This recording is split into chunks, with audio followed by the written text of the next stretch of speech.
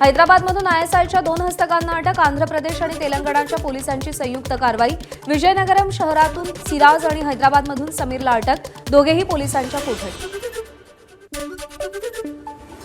कुरुक्षेत्र भागातील एकानं ज्योती आणि दानिशची गाठ घालून दिल्याची माहिती. इतर इन्फ्लुएन्सर्सशी संपर्कासाठी पाकिस्तानी ज्योतीची मदत घेत होते. पाकिस्तानसह चीनलाही ज्योती जाऊन आली आहे. हेरगिरी प्रकरणातील आरोपी ज्योती मल्होत्राच्या चौकशीत धक्कादायक माहिती समोर. पाकिस्तानी अधिकारी दानिशचा अनेक भारतीय इन्फ्लुएन्सर्सशीही संपर्क.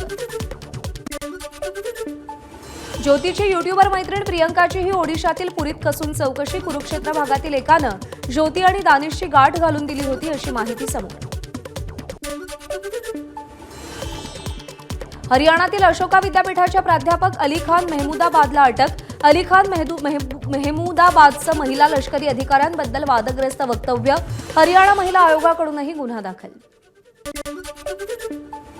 यूपीएटीएसकडून आणखी एका पाकिस्तानी गुप्तहेराला अटक. शहाजादवर पाकिस्तानी गुप्तचर यंत्रणेसाठी हेरगिरी केल्याचा आरोप.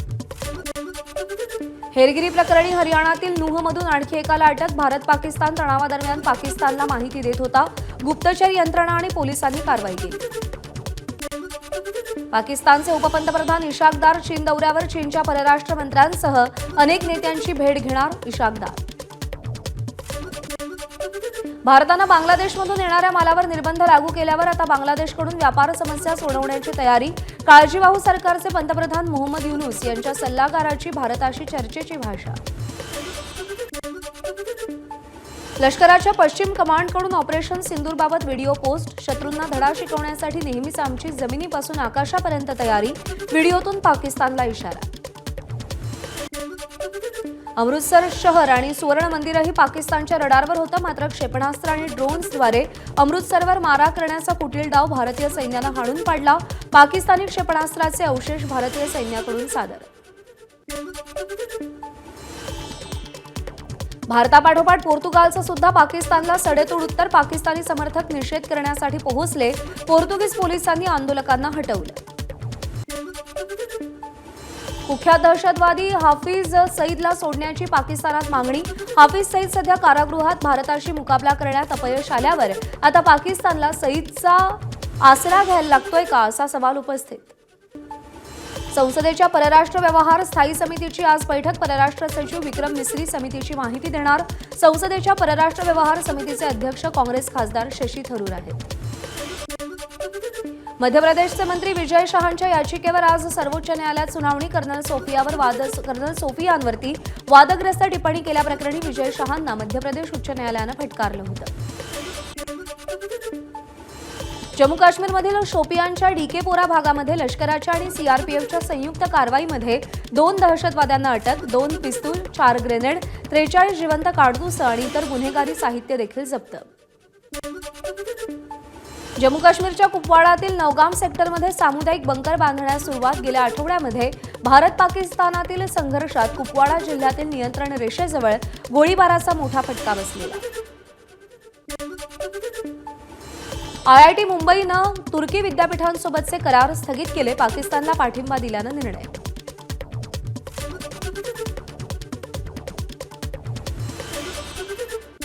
युद्ध अजून संपलेलं नाही, त्यामुळे जल्लोष टाळावा. अमित ठाकरेंचं पंतप्रधान मोदींना पत्र. देशासाठी शहीद झालेल्या वीरांना श्रद्धांजली म्हणून संयम बाळगावा. अमित ठाकरेंची पंतप्रधान मोदींकडे पत्राद्वारे मागणी. केंद्र सरकारच्या दहशतवाद विरोधी संसदीय शिष्टमंडळात सामील होण्यास तृणमूल काँग्रेसचा नकार. तृणमूल काँग्रेसने केंद्र सरकारला कळवलंय. सूत्रांची माहिती. शिष्टमंडळात खासदार युसूफ पठाण सहभागी होणार नाहीत. ऑपरेशन सिंदूरनंतर मंत्री एस जयशंकर यांचा पहिला परदेश दौरा. 19 ते 24 मे दरम्यान नेदरलँड, डेन्मार्क आणि जर्मनीचा दौरा करणार. महाड शहरामध्ये मंत्री भरत गोगावले यांच्या उपस्थितीत ऑपरेशन तिरंगा रॅलीचं आयोजन. रॅलीमध्ये मोठ्या संख्येनं शिवसैनिक आणि सेवानिवृत्त सैनिकांची उपस्थिती. उपमुख्यमंत्री अजित पवार आज बीड जिल्हा दौऱ्यावर. जिल्हा नियोजन समितीची दुपारी बैठक. विविध विकास कामांचं लोकार्पण करणार. उपमुख्यमंत्री अजित पवारांच्या स्वागताला धनंजय मुंडेही उपस्थित होते. वैजनाथ दर्शनाआधी अजित पवार आणि धनंजय मुंडेंची बातचीत. परळी वैजनाथ मंदिरात उपमुख्यमंत्री अजित पवार, मंत्री पंकजा मुंडे, आमदार धनंजय मुंडे यांनी रुद्राभिषेक केला. त्यानंतर अजित पवारांकडून महाआरती करण्यात आली. उपमुख्यमंत्री अजित पवारांनी वैजनाथ तीर्थक्षेत्र विकास आराखड्याबाबतची माहिती घेतली. वैजनाथ तीर्थक्षेत्र विकास आराखड्याचे कन्सल्टंट कृष्णकुमार बांगड यांनी माहिती दिली.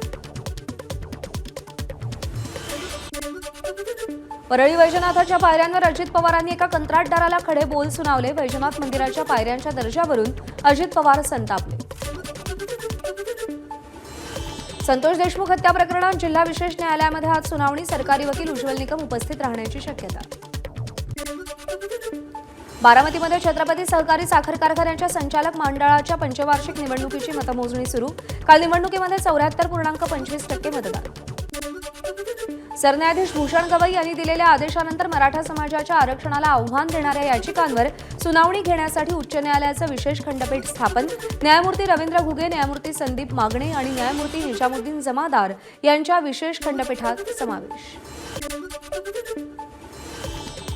20 मेला आरक्षणाच्या उपवर्गीकरणासाठी लाखोंच्या संख्येनं मातंग समाजाचा मंत्रालयावर महाआक्रोश मोर्चा. काँग्रेसचे नेते रमेश बागवेंची माहिती. राज्यातील तब्बल 8,000हून अधिक गावांमध्ये शाळाच नाही. केंद्रानं शैक्षणिक परिस्थिती सुधारण्याचे निर्देश दिले. 2025-26 साठी समग्र शिक्षण अभियानाच्या अर्थसंकल्प नियोजनासाठी बैठक पार पडली. राज्यामध्ये 11वी विद्यार्थ्यांच्या 51,000 जागा वाढल्या. 21 मे रोजी अर्ज भरण्यास सुरुवात. कला शाखेच्या जागांमध्ये लक्षणीय घट झाल्याची माहिती. आजपासून 11वी ऑनलाईन प्रवेशाची नोंदणी करता येणार. 6 जून नंतर प्रवेशाची पहिली यादी जाहीर होणार. IIT मुंबईत आता ड्युअल PhDचा अभ्यासक्रम सुरू केला जाणार. दोन्ही देशांमध्ये यापूर्वीच सामंजस्य करार झाल्याची माहिती. शिक्षक भरती घोटाळा प्रकरणी SIT गठीत. पोलीस उपायुक्त राहुल मदने यांच्या नेतृत्वात एकूण 9 सदस्यांची विशेष चौकशी समिती स्थापन. कोळशाच्या आयातीमध्ये 1.7% घट. भारताची कोळसा आयात मागच्या आर्थिक वर्ष 2024-25 मध्ये 1.7% घटून 26.35 कोटी टनावर. मुंबई पुण्यातील अतिवृष्टीचा अंदाज आता 5 तास आधी मिळणार. 4 नव्या एक्स बँड रडारमुळे अंदाज देणं शक्य. उंच इमारतींमुळे चुकणारे अंदाज आता अचूक येणार.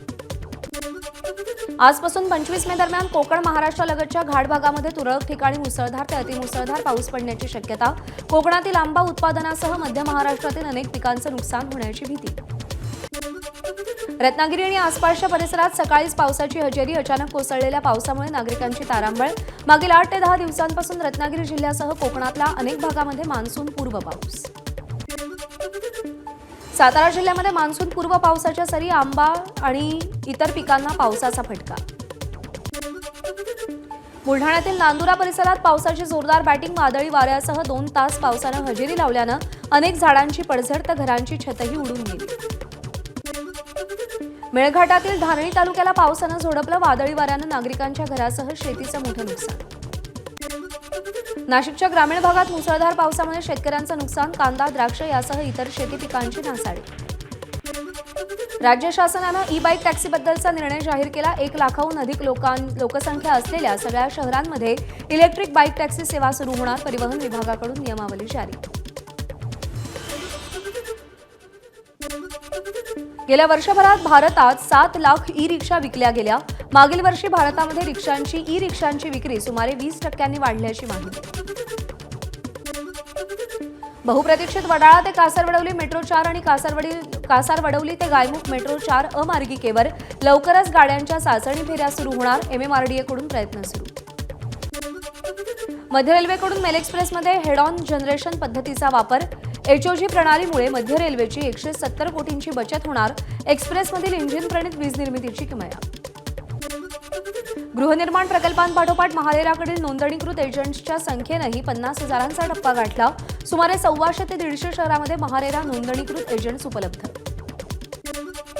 मुंबई महापालिकेच्या नाट्यगृहातील फतव्याला नाट्यधर्मी संघाचा विरोध. महापालिकेनं ठरवून दिलेल्या वेळेत कार्यक्रम संपला नाही तर दर अर्ध्या तासाला 1,000चा दंड आकारण्याचा नवा नियम सुरू. पुण्यामध्ये शॉर्टकट रेल्वे रूळ ओलांडणं प्रवाशांच्या जीवावर. 2 वर्षात 604 प्रवाशांचा रेल्वे रूळ ओलांडताना मृत्यू झाल्याची माहिती. रेल्वे प्रशासनाकडून 790 प्रवाशांवर कारवाई.